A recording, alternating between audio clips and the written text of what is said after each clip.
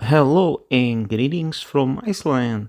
Today is May 11th and now it's official. The volcanic eruption at Sundhnukur crater is over. Here you see my drone flight just 2 days before volcano stopped altogether. That's how volcanoes die. There is still some glow in the crater, then there is less and less activity and just goes off completely. Icelandic Met Office has now confirmed that the volcanic eruption at Sundhnukur is over. The eruption lasted for 54 days, making it the third longest eruption in Iceland since the turn of the century. The eruptions in Geological in 2021 and at Holuhraun in the northeast of Iceland in 2014-15 lasted longer, about half a year each. It is expected that the Reykjanes Peninsula will soon be in the news again. Magma accumulation continues on the Svartsengi and the land rise remained stable. The tension on the entire peninsula has grown considerably, and it is manifested in the form of earthquakes that spread across the peninsula. About 13 million cubic meters of magma have now accumulated in the magma chamber under Svartsengi, which is more than on the eve of 3 eruptions that have occurred since the end of the year.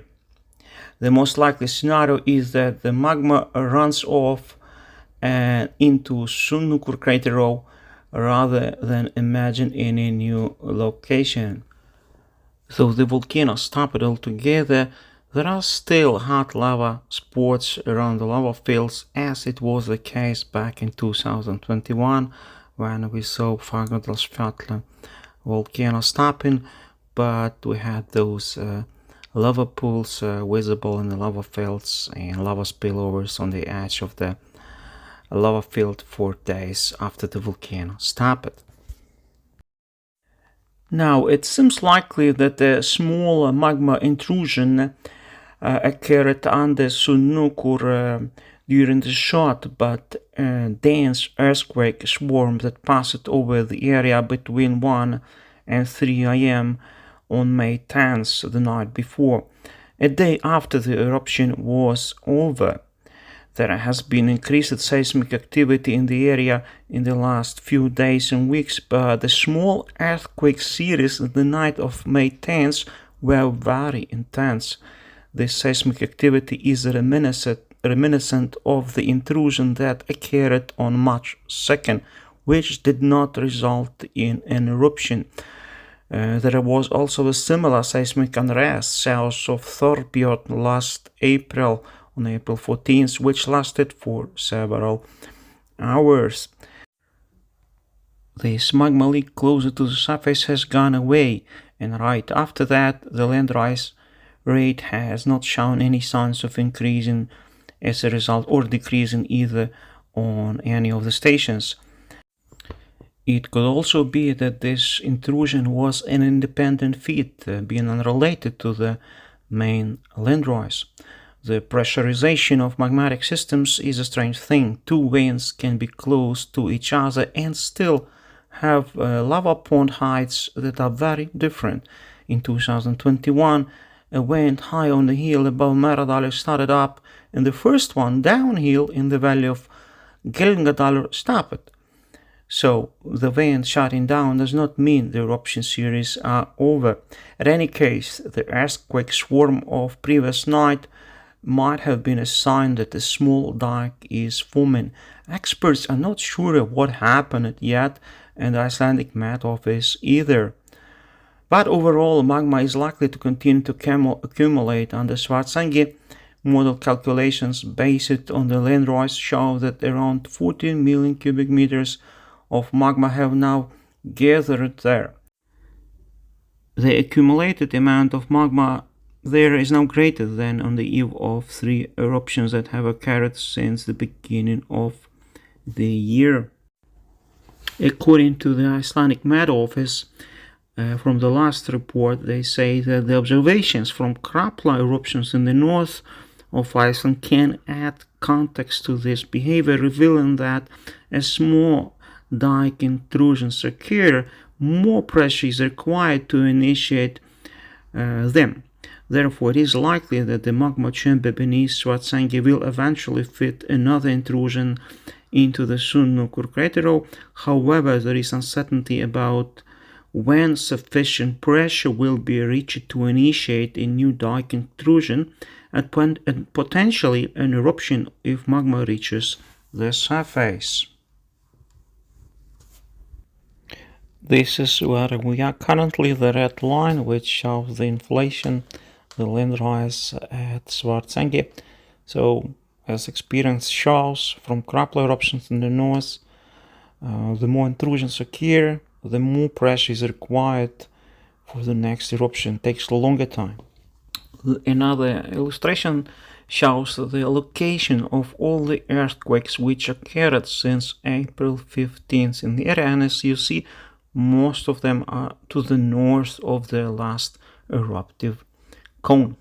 That's where we expect the next eruption between Silingafell and Stora Skogfell area.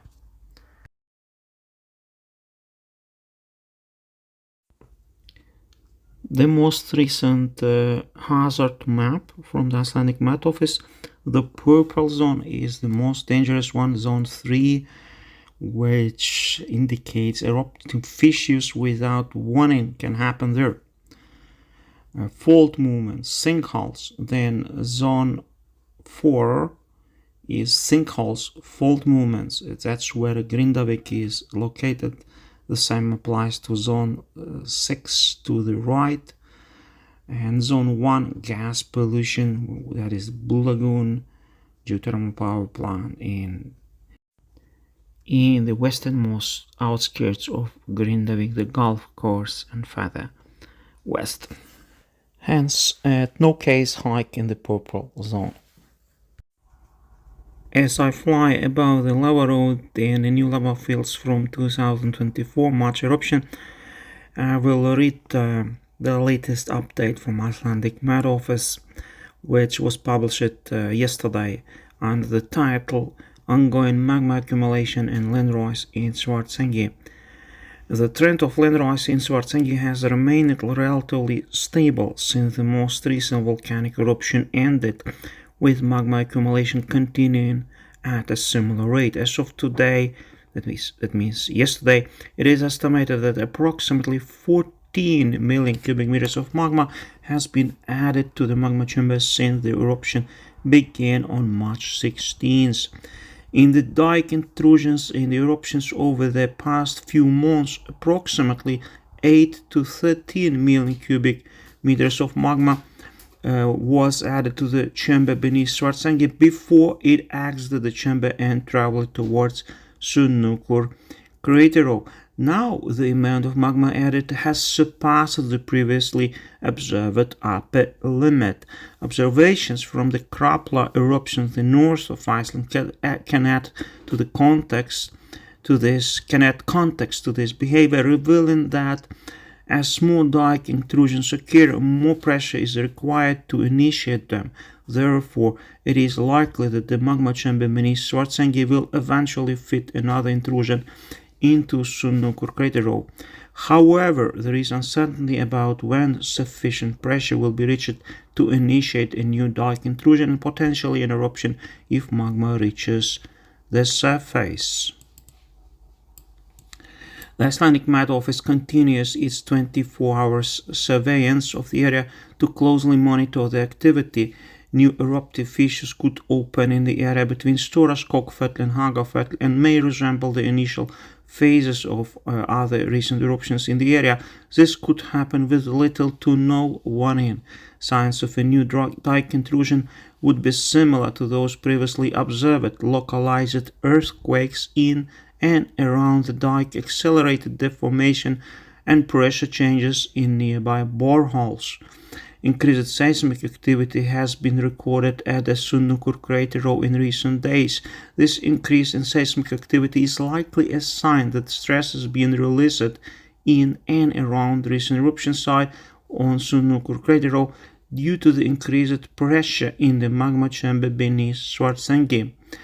The previous night, Icelandic Met Office 24-hour surveillance team detected an increase in localized seismic activity south of Stora Skogfell in a similar location to where previous eruptions have started.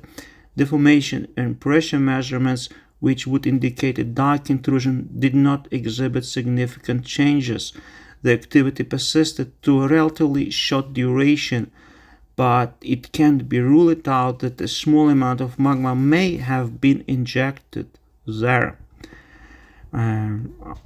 Icelandic Met Office has issued an updated hazard assessment. The termination of the last eruption has caused updates in several areas, but the current hazard assessment reflects increased chances of a new dike intrusion and possible eruption. As the crust between Stora Skogfell and Hagafell is heavily fractured, magma is likely to find a clearer path to the surface without significant resistance, and therefore substantial seismic activity may not accompany magma migration through the crust. Therefore, warning times before a new eruption could be very brief or non-existent. So it is important to exercise extreme caution when traveling to Area 3 defined on Icelandic Met Office hazard map, where that was a purple zone. The new risk assessment is valid until May 14th unless situation changes. Now tourists can access restaurants in Grindavik if you book a table and show a confirmed reservation from a restaurant in Grindavik at the checkpoint. So I was there, for example, yesterday with a group of tourists at Papa's Pizzeria, and we really enjoyed our time there. So those are the latest news from Iceland. As always, for your enjoyment, I add some lava footage from 2021. This is the highest speed I see lava moving so far. It's moving about 10 kilometers per hour, a bit faster than human walks.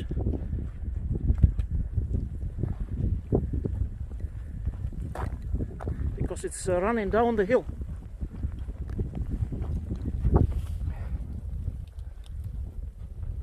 Flying lava.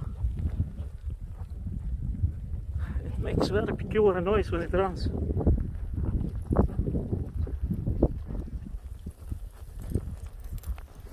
Horrible smell.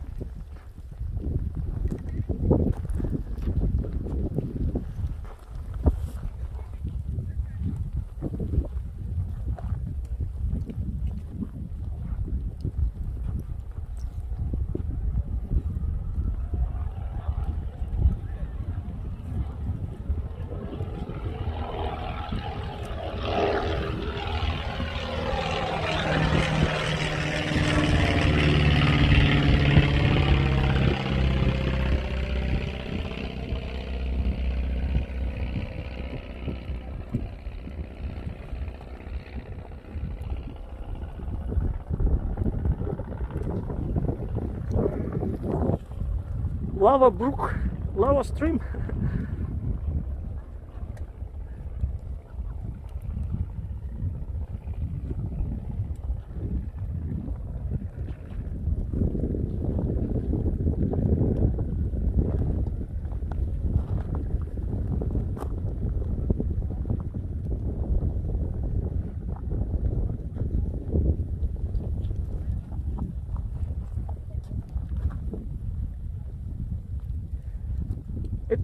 It will eventually get to Magma Valley. It just has to get through the old lava, which is blocking the way for it down there. And it's Magma full new one.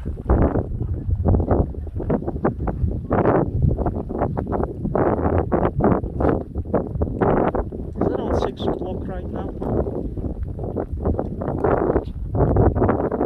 Sunset's pretty late in Iceland now.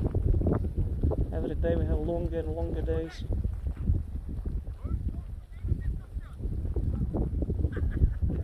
have a drone, I will try to fly a drone over it, see what happens.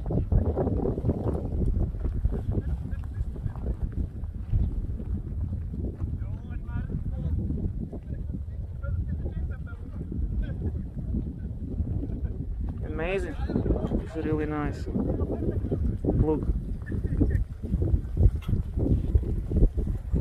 The only thing you need is a boat. Small boat.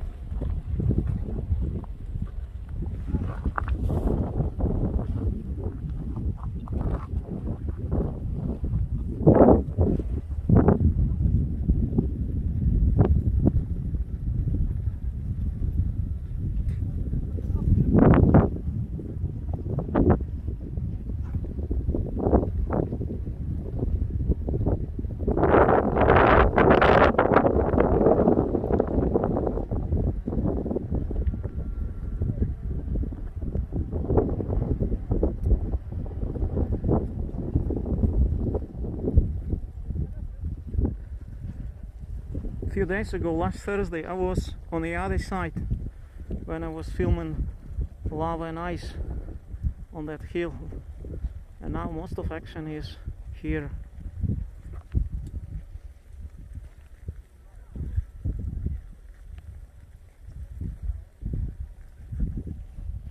It's very narrow flow, just 2 meters wide, maybe 1.5 meters. Very narrow and speedy flow.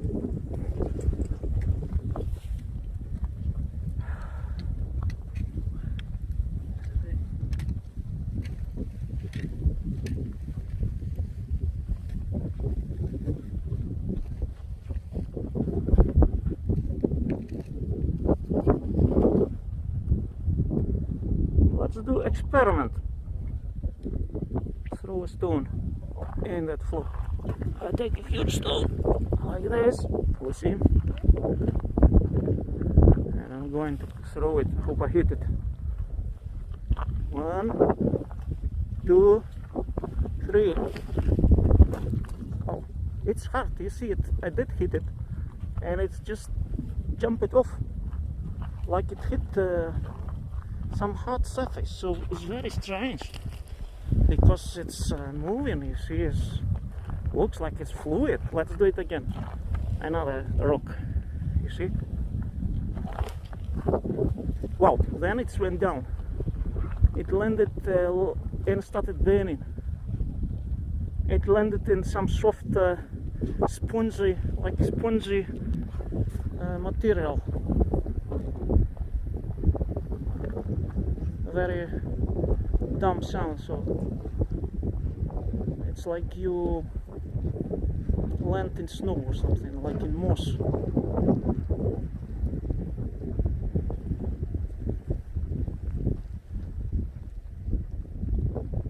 So it's very hot.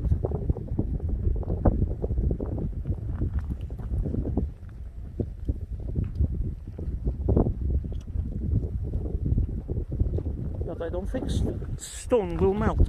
Let's do it again. I'm throwing a stone into that flow. Look. Hit to the other side. Again. If it hits the black parts of the flow, then it jumps off. But if I hit the orange part, then it sinks. So this black covering, which is on the flow, is hard. The stone will jump off from it, but the orange sinks the stone.